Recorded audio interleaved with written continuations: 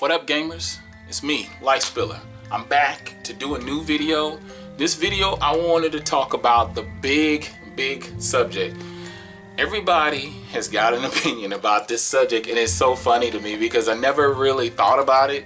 But as a retro gamer, or just a collector just in general, how hard it is and how difficult it is just to get video games and accumulate video games. You guys have seen me pick up numerous games, wow, I am tongue twisted.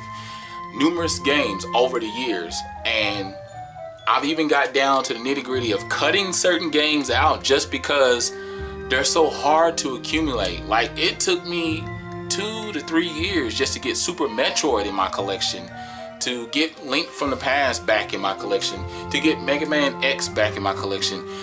The subject of today is emulators, and everybody is always asking me, it's very random, but almost every other video I get asked, when I start diving into certain subjects or certain things, people always ask me, how do I feel about emulators?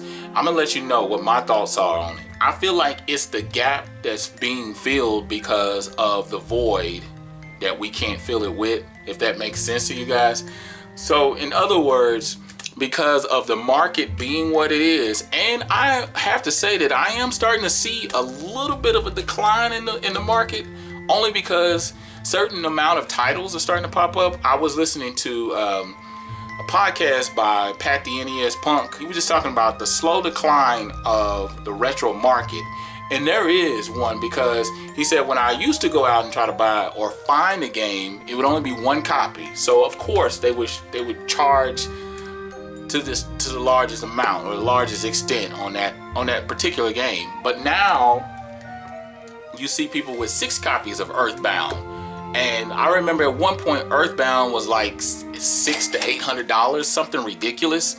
And now it's down to $200. But if you got 6 copies, you might well cut that down to half of that or 1/4 of that. I mean, I know for some people that sounds outlandish because it's like, well, Earthbound is a rare title and we put all this weight on it. But for me personally, I'm okay with emulators as long as they work. You know, some people feel like it's stealing or feel like it's taking, and I feel like you're putting way too much weight into it, because it's not like I'm selling something to you. I'm trying to gather this experience for myself, because I do have emulators. I don't use them as much as I used to, but I have one for my Nintendo, for the Super Nintendo, Sega Genesis, TurboGrafx-16.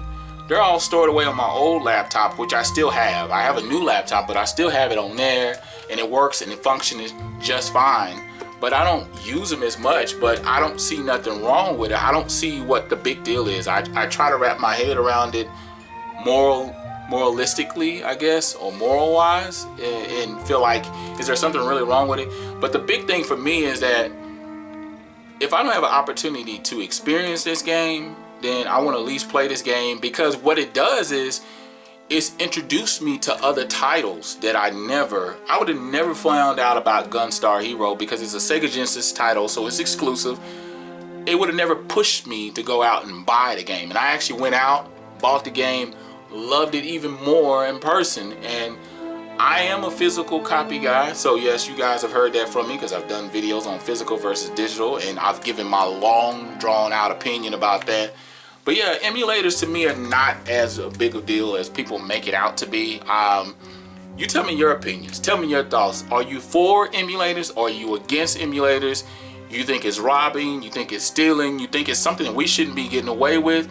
Tell me your thoughts below. As always, make sure you like, comment, subscribe, because it's important. Let's get this conversation going. All right, I'm Light Spiller. I'm out.